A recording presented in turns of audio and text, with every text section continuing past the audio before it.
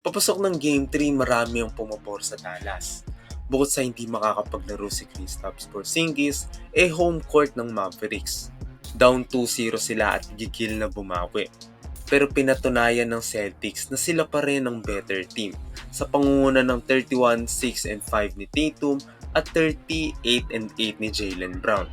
At 1 point, lumobo pa ng 21 points ang lamang ng Celtics bago brohin yan ng Mavericks sa 4th quarter. Problema nga lang ay na-fouled out itong si Luka Doncic sa isang controversial na tawag. Sabi ng ilan nating Hoops fans, charging foul dapat ang tinawag ng referee sa play na ito. Yung iba nga, sinasabi pang luto raw ang laban papor sa Celtics. Malaki ang naging epekto ng tawag na ito dahil after ma-foul out ni Luka hindi na nakabawi ang Dallas. Ayon nga sa mga analysts tulad ni Brian Windhorst ng ESPN, bad play ito at ito rin ang refleksyon ng kawalan ng effort ni Luka sa depensa. Sabi nga niya, defensive liability daw si Luka sa buong series. Wala raw kwenta kung i-score siya ng 30-point triple-double sa opensa kung magbibigay lang rin siya ng 30 points sa depensa.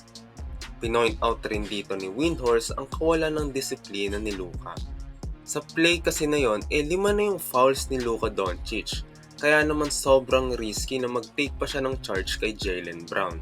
Dagdag pa niya, kailangan na daw i-check ang attitude ni Luka sa laro. Dahil sa dalas nitong pagrereklamo sa referees na humahatak sa laro ng kanyang team. Lahat ng sinabi dito ni Windhorst ay nakita nating lahat na totoo. Kada play kasi ay madalas si Doncic mag-complain sa foul, kahit nakailang possession na after ng play. Mababa din ang energy niya sa depensa na maaaring resulta na rin ng pagod niya sa pagbuhat ng opensa ng Mavericks. Ayon naman kay Charles Barkley, tapos na raw ang series na ito at hindi niya na nakikitaan ng comeback ang Mavs. 0-156 ang record ng teams na down ng 3-0 sa NBA history at wala ring nakakagawang makabalik sa deficit na to sa buong NBA playoff history. At agree dyan si Stephen A. Smith. Sabi pa nga niya, ihanda na daw ang walis dahil sweep na ang mangyayari sa series na ito. Disappointed siya sa pinakitang performance ni Luka. Maganda na raw kasi yung flow ng opensa ni Kyrie Irving sa game.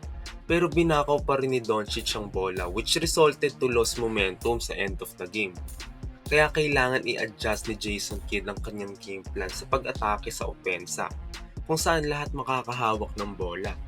At sa kabilang side naman, dapat mabantayan nila ng maayos ang mga superstars at shooters ng Celtics. Kayo ba Filipino Hoops fans? Anong opinion nyo sa Game 3? Kaya pa bang bumawi ng Mavericks para makagawa ng history? O wawalisin na sila ng Celtics para makuha ang kanilang 18th championship? Comment below at huwag kalimutang mag-subscribe sa ating YouTube channel. I-follow nyo na rin ang ating TikTok and Facebook page. Until next video, peace out.